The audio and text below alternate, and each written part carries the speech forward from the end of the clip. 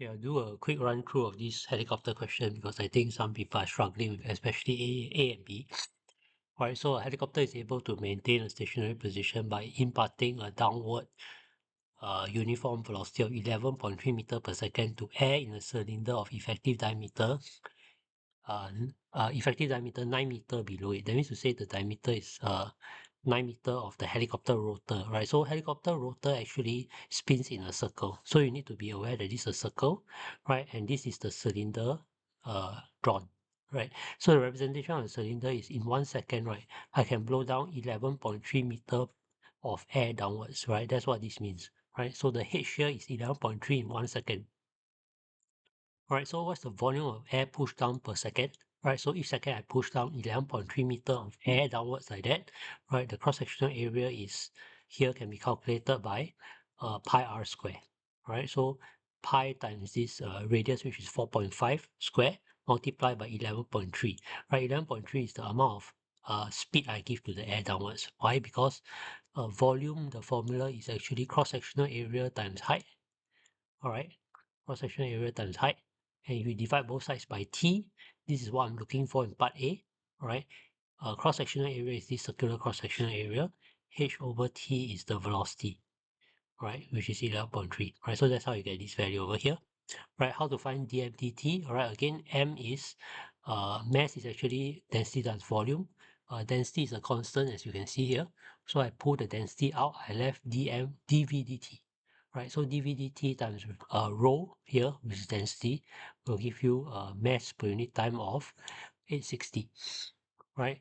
Finally, they say assume that the velocity of the air before it was pushed down is negligible. So here the air is stationary, but once it goes down, it acquires a speed of 11.3 meter per second as per discussed in this part of the question.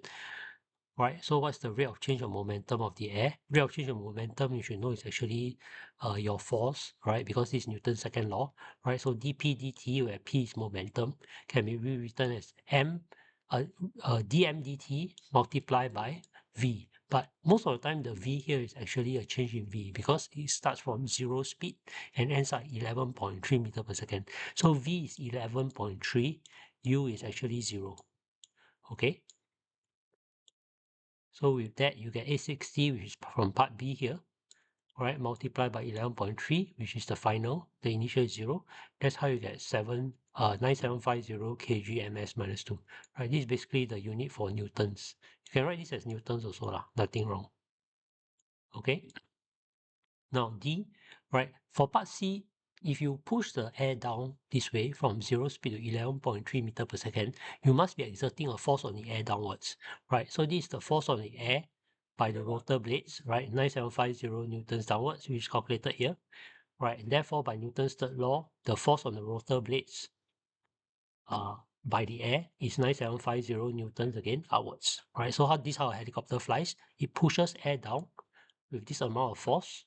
Then by Newton's third law, it receives this amount of force from the air, right, which is outwards, right? So that's why the helicopter can move up or actually stay airborne, right? So given that in this case, the helicopter is stationary and remains stationary, okay, that means that it's not accelerating, right? Then the outward force, which is the force that the air exerts on the helicopter blades, which is this force we just calculated over here, must be equal to weight, right? Here you should spell out the whole force name because they ask you to label the arrows, right? So label must come with the name of the force, okay, weight of helicopter, right? You spell it out, I'm not going to be able to write very clearly here. Okay, so weight of helicopter, right? So this must be equal, right? So that's why L minus mg is 0. L is this one. This thing is sometimes called a lift force. All right, so aeroplanes and helicopters have something called a lift force, right? So this is a lift force. So the lift force is basically this one, right? So L minus mg equals 0. That means L equal mg lah, right? That's how you get your mass to be 994 kg.